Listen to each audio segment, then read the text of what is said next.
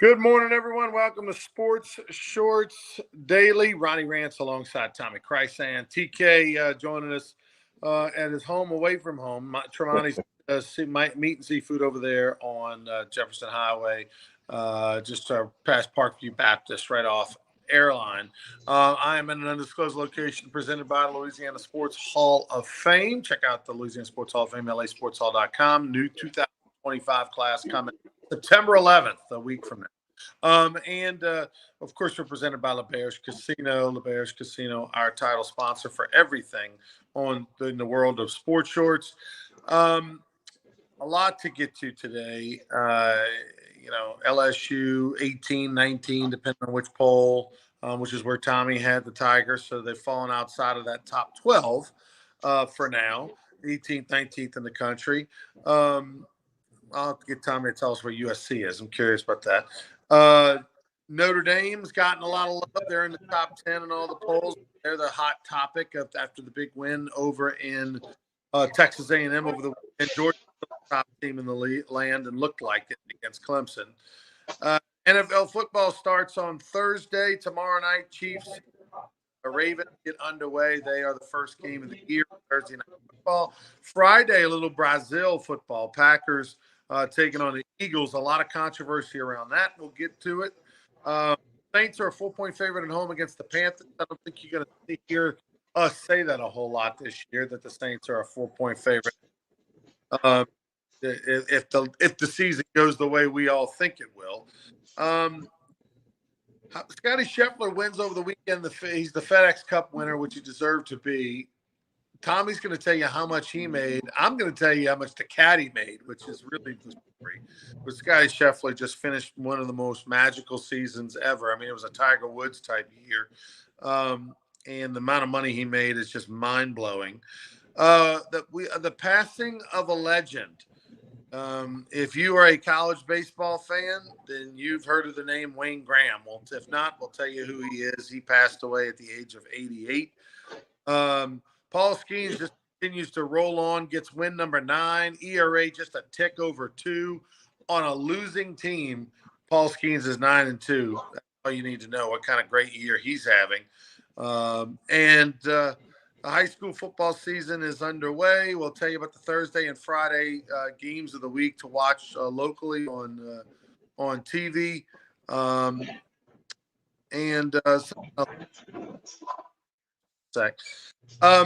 But let's first start with LSU. Brian Kelly had his press conference yesterday. Nothing real earth-shattering came out of it. I guess he doubled down on the whole personal foul penalty thing. Yeah, he said it's not going to happen again. These kids were emotional, and he said they were sorry and all that. Hey, he's the coach. He can handle it how he wants. Everybody's got an idea of how to handle it, but Brian Kelly's the coach. He's getting paid the big bucks. And, of course, Lane Kiffin fired a little salvo at him, because he was all excited, because Kelly pounded the table and all, and Lane said, maybe you need a Coke Zero, trying to get him to calm down a little bit. Lane Kiffin's always good for a quote.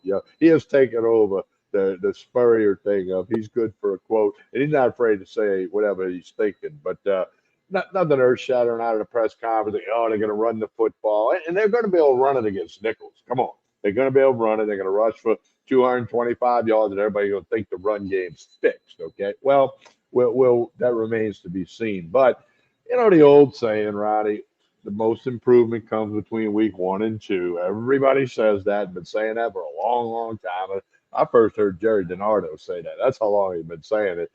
So we'll see. And maybe just what the doctor ordered with Nichols, have not seen a point spread yet. I looked this morning all over the covers.com and oddsandends.com. No point spread, but it will come out, probably Friday, maybe late Thursday. We'll get a point spread. But Tim Rebowe brings the Nichols Colonels in. First time Nichols ever plays in Tiger Stadium. They lost a tough one to Louisiana Tech in Ruston last week.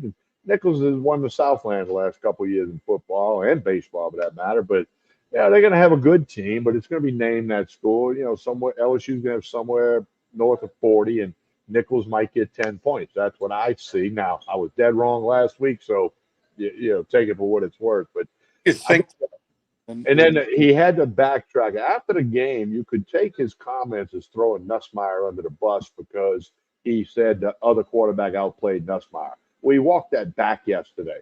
But, Kelly, when he was at Notre Dame, there were times he threw players under the bus or he threw, the offense or the special teams or whatever. So that's not new for him to do that. It's just, and he walked it back about Nussmeier played a good game and, did so many good things and threw some really good passes. But That I mean, we overanalyze. I mean, just like the nation's overreacting to the polls. Like, okay, Notre Dame's going to win it all now. Florida State not going to be in the play, and they may not be in the playoff, but a lot of overreaction. There's a lot of football to be played, a whole lot of football in all these conferences in the group of five. I mean, a lot of things are going to happen that we are not going to expect to happen. So you got to let it, use the Rams line. Let it play out. We got to let it play out. he did say, and this is why you got to take the whole press conference and watch it in its entirety, is that in the press conference after the game, he did say that Nussmeier played well. Later on, he mentioned in passing, blah, blah, blah, blah, blah, their quarterback outplayed ours, which he did. Like he did. And he won the game. If you win the game, you could, come on. He had more yards. He averaged more yards on the big plays, and he played better in the second half. And he made the plays in the fourth quarter to win. And he did play better. Now, I mean, it wasn't a knock on Nussmeier as much as it was their guy outplayed. I just love it how okay, we don't really want them to say anything. We really don't. Because every time they do say anything, they're overanalyzed. So here's the deal: people don't complain about coaches and quarterbacks. Why even have press conferences? What seriously? Like, why even? Because God forbid they tell you exactly how they feel, and then we critique and overanalyze every little thing they say. And he threw this guy under the bus. He threw his players under the bus. No, he didn't. But if you want to take it that way, you can. And so therefore, why the F would they even do a press conference other than, yeah, we played hard, we tried the best we can. They were better than us today. Hey, it's my fault. I was the coach. We should have won. I mean, we can just script out all the bullshit answers they're supposed to give us, because the minute they give you a real answer that has some real teeth to it, that's not overly critical, it's just the truth. Oh my God, you shouldn't have said that. You're terrible. Like, oh, Jesus. Well, Ronnie, I did this years ago when we had Tigers Roar show and all that. I used to, before a press conference, I'd write down 5 bullet points before it started. And I'd say, this is what the coach is going to say. Because you and I have seen hundreds and hundreds of press conferences at all levels. Okay. And now, of course, high school coaches do press conferences all the time. And they're on the radio and TV when, more than they used to be. But, so you almost can expect. The only time you really have anything is when a comment is made of substance, And then now, of course, we didn't talk about this, but in the SEC now, when they have an SEC opponent, they got to get a player availability report, which is really like the NFL's injury report. They're required for SEC games when you like next week, 2 weeks when LSU plays South Carolina, they're gonna have to release a player availability report regarding injury. And one, that's for the gamblers. Two, it's for the fans to know who might play, who might not play, mostly for the gamblers. Okay. They won't say that, but that's what it's for.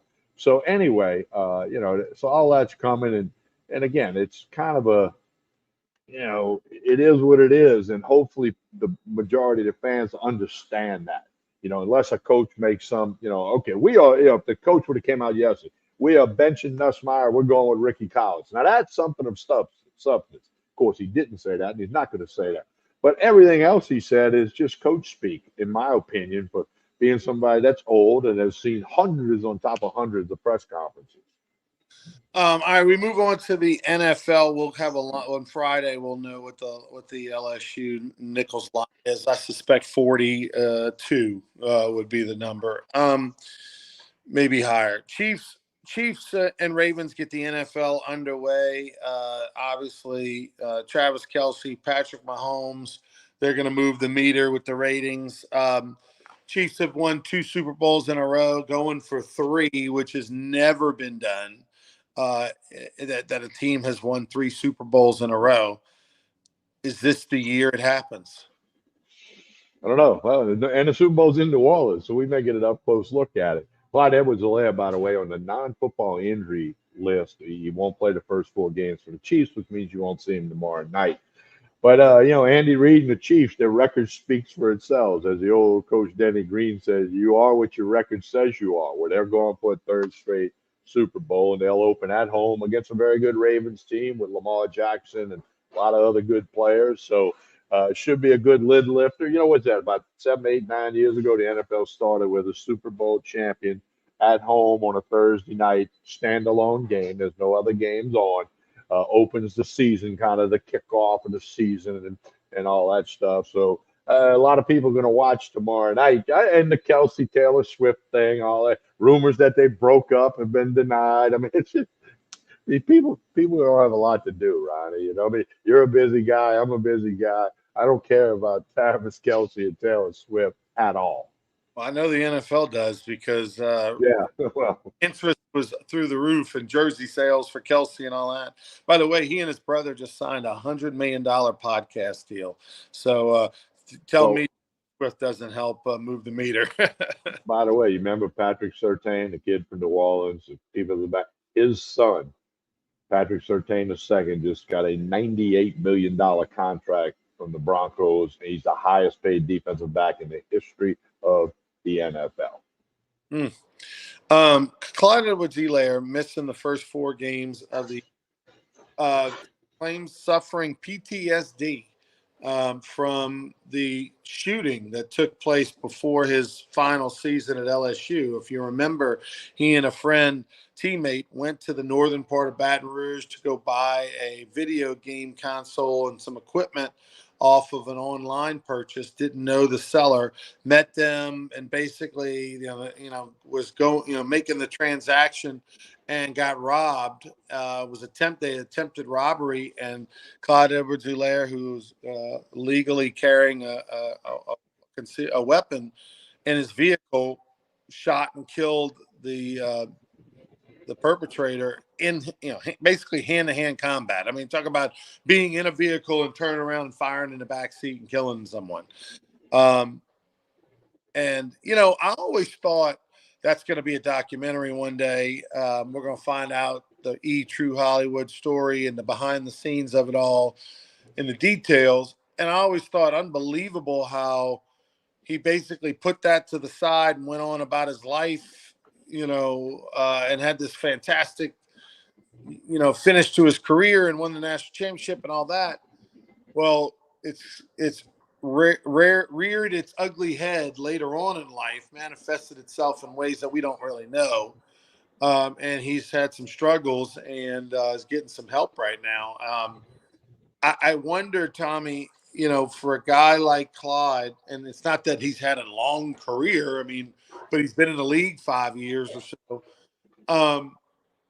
I wonder, uh, is he good enough for teams to want to put up with this? And what I mean by that is, when you've got special circumstances around you, and teams have to make concessions for you, or teams have to go above and beyond for your mental health or well-being or whatever. Yeah, they're obligated by being their business or the contract with the players says they're obligated to do certain things. But once you're cleared, once you're okay, do they want to take a chance on you? Because they want to know that they can count on people day in and day out. And is Clyde good enough? Does he have enough tread on the tire at this point in his career for teams to make special concessions for him? That's my concern once he gets through what he's going through right now. Yeah, and I don't think he's the only guy in the NFL that has things that get dealt with. And here's the harsh reality. If they think he can be on the 53-man roster and help win football games, they'll put up with the other stuff. One of the great lines ever on TV when I was hosting Tigers Roar with Jordy Hultberg many years ago when Clyde Edwards-Helaire was coming out of Catholic High and signed with LSU. I remember, and he's only 5'5" or 5'6". He's one of the smaller guys in the NFL. And I remember Jordy Hultberg asking him, so look, you're only 5'5", 5'6". Are you going to be able to make it at the collegiate level? And his answer, he didn't know the question was coming, was, hey, last time I looked, the holes are left to right, not up and down. And I never forgot that. It was just like a great answer. He didn't know Jordy was going to ask him that question. And, of course, his career at LSU speaks for itself. He's got Super Bowl rings, and He's made some money, and let's hope he can work through the situation that he's working through.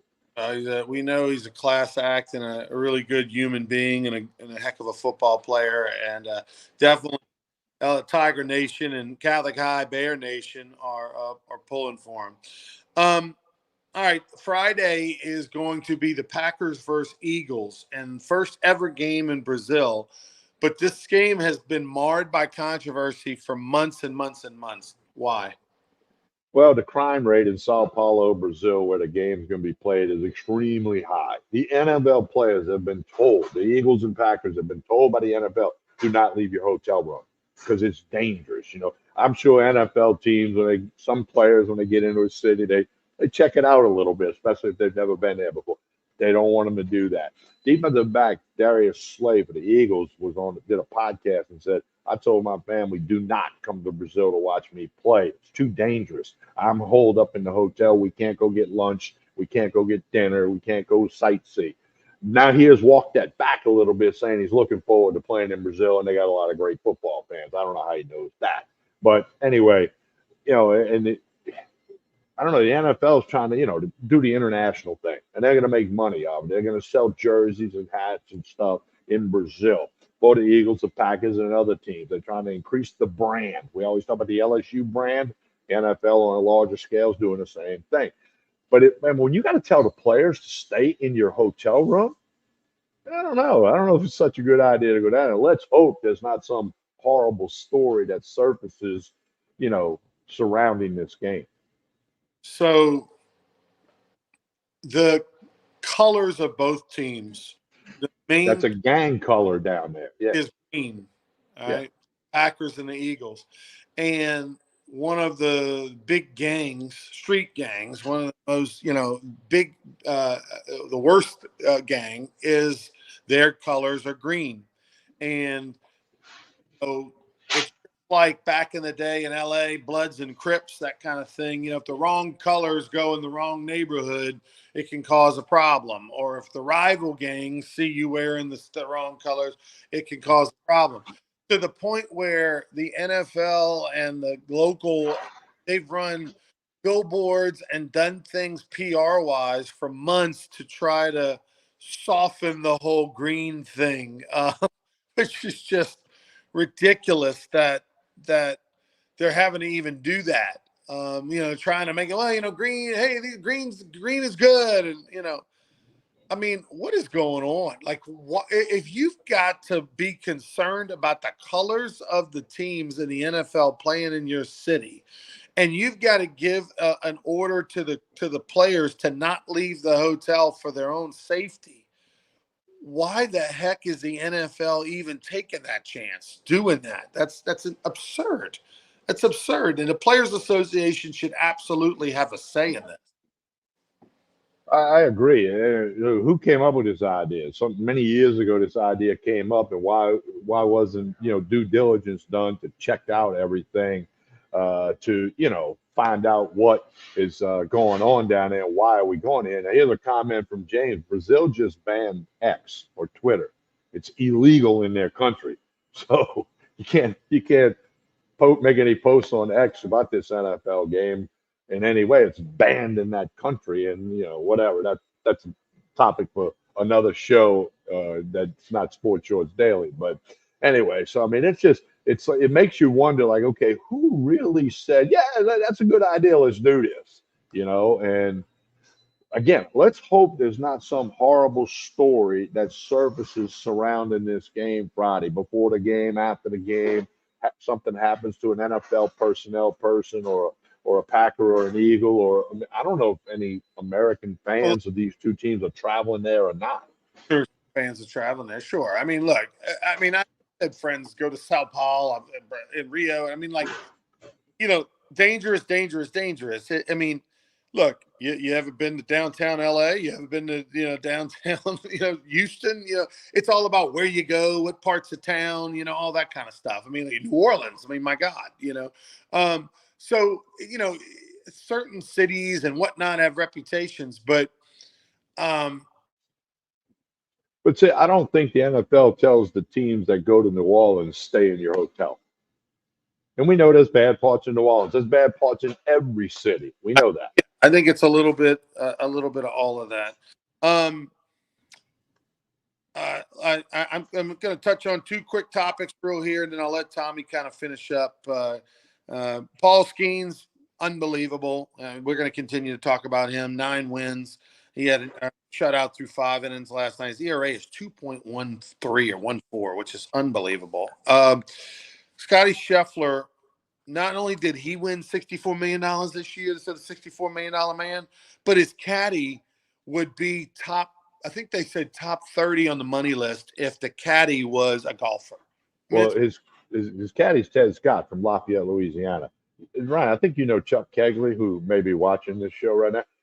Ted caddied for Chuck in a PGA Tour qualifying event in Houston years ago. I caddied for Chuck years ago, but anyway, but Ted Scott has probably made 10 million caddying if you count his endorsements, which he has, and not a bad deal to carry a golf bag around and make that kind of money. And the places he's been, the crowds, we know the whole story there. But yeah, you're right. So Scotty Scheffler got to be the player of the year, and wins the FedEx Cup, and money, money, money. I've got a couple stories about Scott Scheffler and Ted Scott and the year they've had. We'll get to that on Friday. Sam Burns, congratulations. He finished 12th on the FedEx Cup money list. And Wayne Graham passed away at 88 years old. He's a longtime legendary Rice coach. He's their Skip Bertman over there in Texas. We'll talk about Wayne. I got some Wayne Graham stories on Friday. TK, tell us about your here in Well, New they Orleans. got the big special today and every Wednesday, $6.99 for burger and fries. You can eat it here. They got tables and chairs, or you can get it to go. Tremonti says the hamburger and fries, $6.99. It's every Wednesday. Got lunch specials every day. Plus, they got everything you need for your tailgating this weekend. The LSU Nichols game, whatever game you're going to, high school games. They got all your tailgating needs, from the platters to the ribeye rolls, the shrimp rolls, meat, seafood, all the wine, bourbon, liquor, vodka, tequila that you need. It's all here at Tremonti's Meat and Seafood on Jefferson Highway in Baton Rouge. All your food and drink. They do catering service, a couple of big catering orders going out the door today. Where they're cooking brisket all morning in here. It smells great. If you have not stopped by Tremonti's Meat and Seafood, you got to do it. You'll be amazed at all the things that are in here. And we'll be back Friday for another episode of Sports Shows Daily. That's Tremonti's Meat and Seafood. Check it out. All right, on behalf of Mike and Wayne and everybody here at Tremonti's, Tony, we hope you have a wonderful day. Come get that special. Hey, I'm gonna repeat it: $6.99 burger and fries, and it's a world famous burger. It's the burger that's the official burger of the Baton Rouge Rougarou. Come check it out. I guarantee you'll bring some folks next Wednesday and get it again. Hope everyone has a wonderful day. I'm Tommy Christ, Sam.